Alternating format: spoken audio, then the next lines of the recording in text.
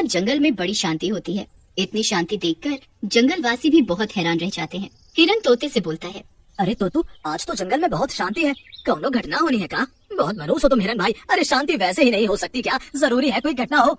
तोतू गुस्से में हिरन से बोलता है। ऐसा कहकर तोतू तोता हिरन को चुप करा देता है। आधी रात होते ही जंगल में चारों तरफ धुआं ही धुआं छा जाता है और धुएं के बीच में एक चुड़ैल निकलती है। कितनी शांति है इस जंगल में। यहाँ तो खूब जानवर होंगे, मजा आ जाएगा इन्हें खाने में। इन्हें मार कर मैं अपनी शक्तियाँ और भूख दोनों पूरे करूंगी। तभी उसे वहाँ एक बंदर दिखाई देता है। चुड़ैल बंदर को अपने जादू से बेहोश कर देती है और एक गुफा के अंदर ले जाती है। वहाँ एक शैतान की मूर्ति होती है।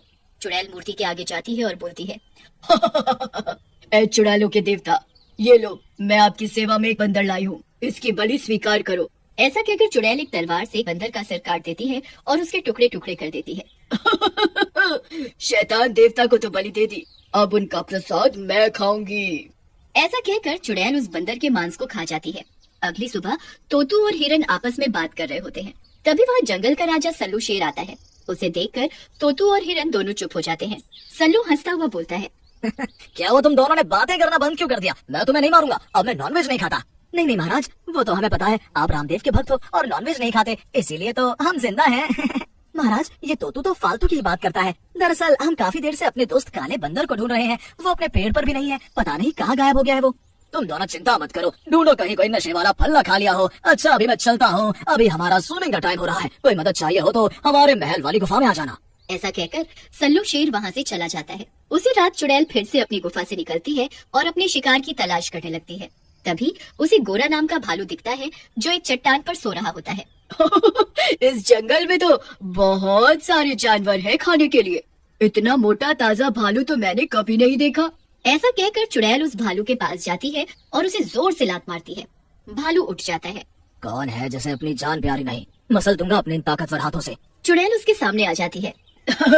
वो मैं हूँ भालू महाराज, जिसे अपनी जान नहीं प्यारी। मारो मुझे, मसल डालो।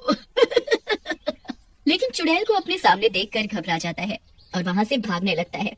लेकिन भारी शरीर होने के कारण वो ज्यादा जोर से नहीं भागता।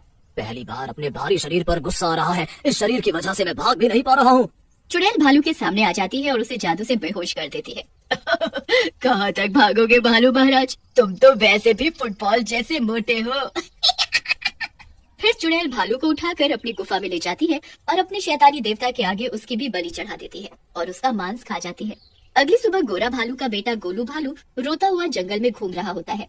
हाय रे, मेरे पिताजी कहाँ चले गए? मिल नहीं रहे। कोई ढूंढ कर ले आओ उन्हें। मैंने कई दिनों से शहद नहीं खाया है। कोई तो ढूंढ कर ले आओ उन्हें, मेरा शहद खाने का मन कर रहा है। ये देखो कलियुगी भालू, एक तो इसका बाप खो गया है, लेकिन इसे तो देखो, इसे शहद की पड़ी है।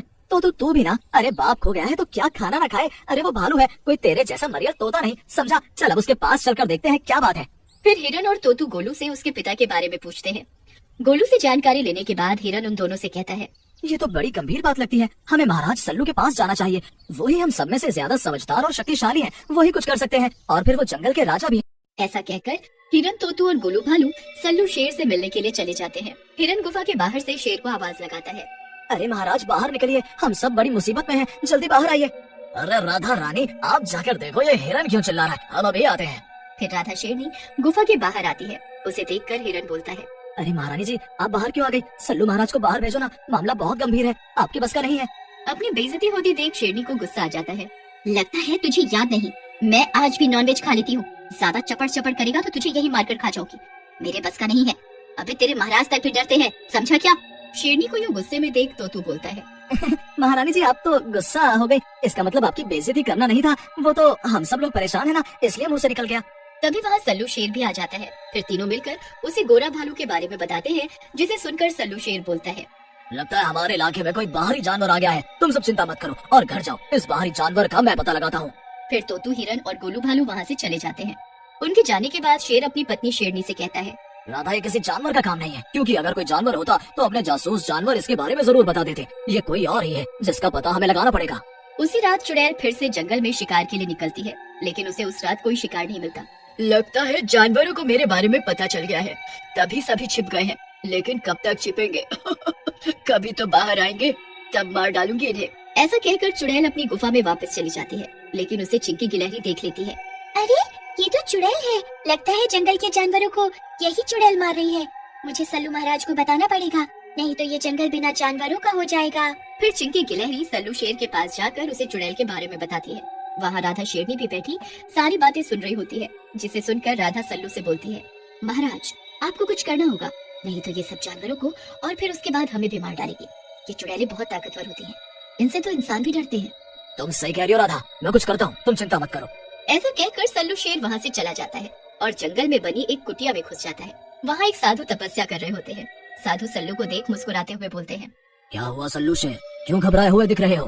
कोई ज्यादा शक्तिशाली शेर आ गया क्या जंगल में? अरे नहीं बाबा, कोई ज्यादा ताकतवर शेर होता तो मैं उससे निपट लेता, पर ये तो चुड़ैल है, इससे कैसे मुकाबला करूं? फिर सल्लू बाबा को सारी बात बताता है, जिसे सुनकर बाबा बोलते हैं, ये तो सचमुच बहुत गंभीर बात है, इस चुड़ैल का कुछ करना होगा, नहीं तो ये सारे जंगल को मार डालेगी।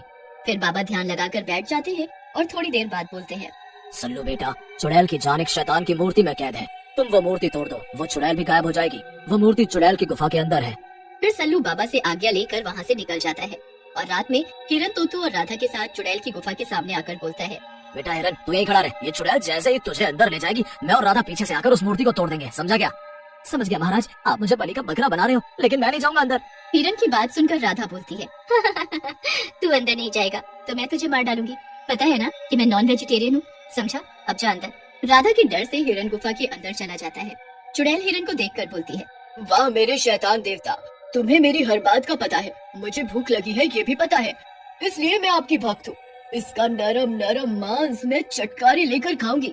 तभी वहाँ सल्लू और राधा भी आ जाते हैं। दुष्ट चुड़ैल, हिरन को तो तू तब मार पाएगी जब हम तुझे ऐसा करने देंगे, आज तेरी मौत हमारे हाथों होगी।